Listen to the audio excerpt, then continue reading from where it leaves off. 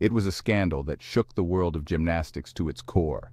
A trusted doctor, a revered institution, and hundreds of young athletes caught in a web of abuse and deceit.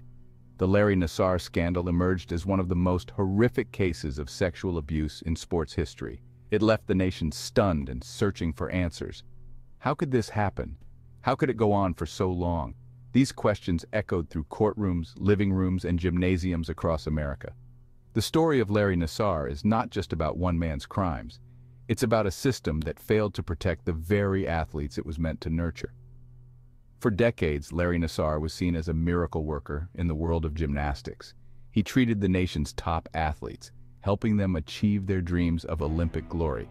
But behind closed doors, a sinister reality was unfolding, one that would take years to come to light. Larry Nassar seemed to have it all. A respected osteopathic physician, he was the go-to doctor for USA Gymnastics. His reputation stretched far beyond the gym. He treated athletes at Michigan State University and was even part of the Olympic medical team. Nassar was more than just a doctor. He was a confidant, a friend, a father figure to many young gymnasts. His methods were unconventional, but few questioned them. After all, he got results.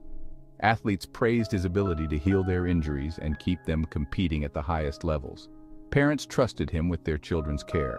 Coaches relied on his expertise to keep their stars on the mat. But beneath this veneer of respectability lurked a predator. Nassar used his position of authority to abuse hundreds of young athletes over 2 decades. He manipulated not just his victims, but entire families and institutions. His crimes were hidden in plain sight, masked by his reputation and the culture of elite gymnastics. USA Gymnastics stood at the pinnacle of the sport. For decades, it produced champions, Olympic medalists, and household names. The organization was a powerhouse, respected and feared in equal measure.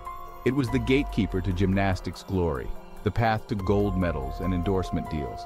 But beneath the glitter and acclaim, USA Gymnastics harbored a dark secret. The very institution meant to nurture and protect young athletes had become a breeding ground for abuse.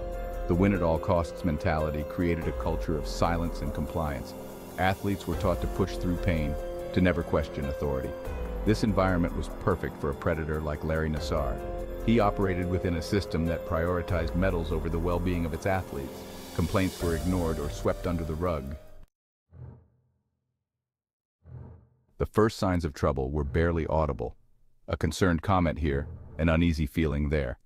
But in the high-pressure world of elite gymnastics, these whispers were easily drowned out. Athletes who felt uncomfortable with Nassar's treatments often doubted their own instincts. After all, he was the expert. Who were they to question his methods?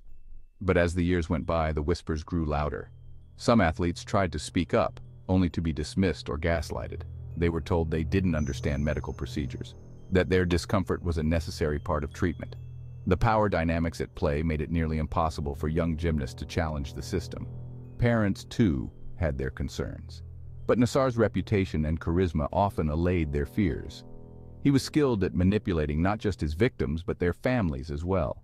He positioned himself as an ally, someone who understood the unique pressures of elite gymnastics. This made him seem indispensable, beyond reproach. Section 5. Breaking the silence. Survivors speak out. The dam finally broke in 2016. Rachel Den Hollander, a former gymnast, filed a criminal complaint against Nassar. Her brave action opened the floodgates. Suddenly, what had been whispers became a deafening roar. Hundreds of women and girls came forward with similar stories of abuse. The scale of Nassar's crimes began to come into focus. These survivors faced immense challenges in speaking out. Many had suppressed their trauma for years. They grappled with feelings of shame, confusion, and self-doubt. Coming forward meant reliving painful memories and facing public scrutiny. But they did it anyway. Their courage would change the course of history. As more survivors shared their stories, a pattern emerged. Nassar had abused athletes across multiple sports, at different institutions over decades. His victims ranged from Olympic champions to young girls just starting out in gymnastics. The sheer breadth of his crimes was staggering. It painted a picture of systemic failure on an unprecedented scale. The survivors' testimonies were powerful and heartbreaking. Section 6. The investigation unfolds. As survivors came forward, law enforcement swung into action. The investigation into Larry Nassar's crimes was complex and far-reaching. It spanned multiple jurisdictions and involved both state and federal authorities. Detectives worked tirelessly to piece together the full extent of Nassar's abuse. The investigation uncovered shocking evidence. Thousands of images of child pornography were found on Nassar's computer. Emails and documents revealed attempts to cover up complaints. The more investigators dug, the clearer it became that this was not just about one man's crimes. It was about a system that had failed at every level. As the investigation progressed, attention turned to the institutions that had employed Nassar. USA Gymnastics, Michigan State University, and the US Olympic Committee all came under scrutiny. What did they know? When did they know it? The answers to these questions would have far-reaching consequences. The investigation was not without its challenges. Section 7. The trial justice in the courtroom. The trial of Larry Nassar was a watershed moment. It brought the full horror of his crimes into the public eye. For 7 days, survivor after survivor stood in court to confront their abuser. Their impact statements were raw, powerful, and utterly damning. The world watched as these brave women reclaimed their voices. Judge Rosemary Aquilina presided over the trial with compassion and resolve. She allowed every survivor who wished to speak to have their day in court. This decision turned the trial into more than just a legal proceeding. It became a cathartic moment of reckoning, a chance for survivors to be heard and believed. Nassar's attempts at justification fell flat in the face of overwhelming evidence and testimony. His plea for mercy was met with the full force of the law. Judge Aquilina's sentencing was unequivocal, up to 175 years in prison. "I've just signed your death warrant," she told Nassar, giving voice to the justice so many had waited for. Section 8. The aftermath shockwaves through gymnastics. The fallout from the Nassar scandal was immediate and far-reaching. USA Gymnastics found itself in turmoil. The entire board of directors resigned under pressure. The organization faced lawsuits, loss of sponsors, and a crisis of confidence. The very foundation of elite gymnastics in America was shaken. Michigan State University, too, faced severe consequences. The president and athletic director resigned. The university agreed to a $500 million settlement with Nassar's victims. But for many, these actions were too little, too late. Questions remained about how much the university knew and why it failed to act sooner. The US Olympic Committee did not escape scrutiny. Its slow response to the scandal and perceived prioritization of medals over athlete welfare came under harsh criticism. The committee was forced to implement sweeping changes to its policies and oversight of national governing bodies. Section 9. Institutional failures and cover-ups. As investigations deepened, a disturbing pattern of institutional failure emerged. It became clear that Nassar's crimes were not just the actions of one man. They were enabled by a system that prioritized success and reputation over the safety of athletes. Multiple organizations had received complaints about Nassar over the years, yet time and again these warnings went unheeded.